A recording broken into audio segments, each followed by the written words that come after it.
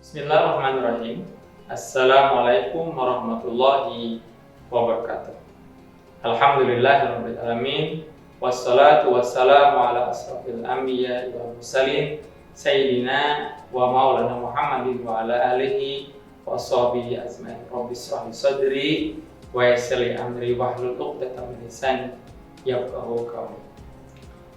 Sahabat Lentera Dakwah yang berbahagia, ada yang mengatakan ikhlas itu sulit, dan saya akan katakan kepada beliau bahwa Anda benar, 100% benar, dan saya sepakat dengan Anda. Namun Anda tidak tepat, begitu. Kenapa tidak tepat? Karena memang ikhlas itu sulit. Ada banyak amalan yang bisa kita bilang terkategori sulit, gitu. Seperti hanya sholat tahajud, itu sulit.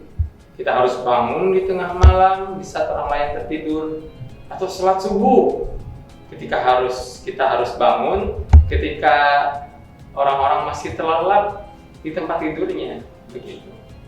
Nah, namun itu semuanya bisa dilakukan. Jadi itu sulit, ikhlas itu sulit, namun bisa dilakukan, begitu.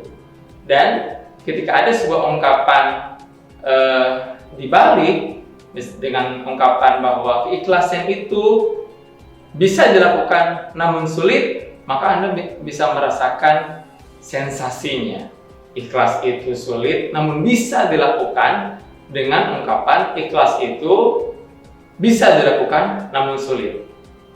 Ketika kita mengatakan bahwa ikhlas itu sulit namun bisa dilakukan, maka ada sensasi optimisme di situ. Namun ketika Anda mengatakan bahwa ikhlas itu bisa dilakukan namun sulit, maka di situ ada sensasi pesimisme. Seperti itu. Pertanyaannya adalah, sahabat Lentera yang berbahagia, ikhlas itu apa? Secara bahasa di dalam kitab Lisanul Arab juz 9 di halaman 26, di sana dinyatakan bahwa akhlasallahu dinahu amhadoh. Di situ dinyatakan amhadoh.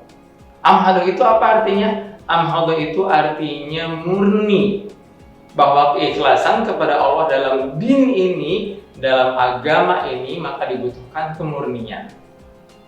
Kemudian itu artinya bahwa itu terlepas, itu bebas dari segala kecacatan yang kita niatkan bukan karena Allah. Dan itu bebas dari segala kerusakan dari amalan perbuatan yang ingin kita lakukan bukan karena Allah. Maka itu benar-benar mukhlis, benar-benar ikhlas, benar-benar murni. Itu secara bahasa. Secara istilah, maknanya adalah bahwa tujuan ibadah kita itu semata-mata hanya karena Allah semata.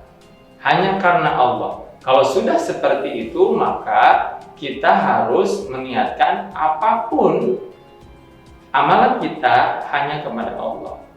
Lalu pertanyaannya lagi adalah, apa urgensinya kita melaksanakan amalan itu karena Allah? Maka Islam menjawab, innamal a'malu binniyat. Maka amalan itu tergantung niatnya. Bisa Anda bayangkan bahwa ketika amalan itu tergantung niatnya, maka amalan apapun yang kita miliki, sebesar apapun, sehebat apapun, maka itu digantung oleh niat.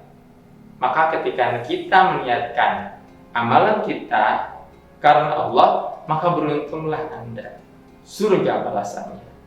Namun ketika Anda meniatkan bukan karena Allah, maka tidak beruntung, sia-sia, amalan kita sirna. Kita berharap surga, namun Allah tidak memberikannya. Bahkan mungkin, nauzubillah, kita mendapatkan neraka. Seperti itu.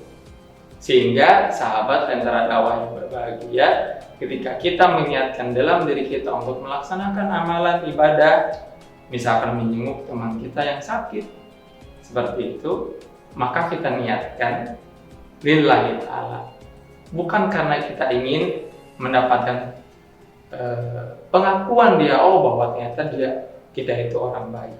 Atau ketika kita ingin melaksanakan ibadah yang lain, umroh atau haji, maka kita niatkan dalam diri kita untuk supaya mendapatkan keridhaan Allah, supaya mendapatkan keikhlasan Allah, supaya mendapatkan surga yang Allah janjikan kepada kita, kepada orang-orang yang berniat amalnya untuk mendapatkan kebaikan dari Allah.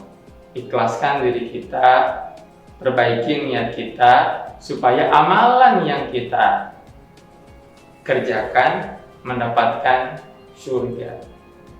Demikian sahabat Lentera Dakwah yang berbahagia, semoga di bulan Ramadan ini kita mendapatkan banyak kebaikan. Semoga di bulan Ramadan ini kehidupan kita berkah, yakni mendapatkan dan selalu bertambah kebaikan. Maka ingin saya katakan kepada sahabat Lentera Dakwah, yuk raih takwa di bulan mulia ini. Assalamualaikum warahmatullahi wabarakatuh.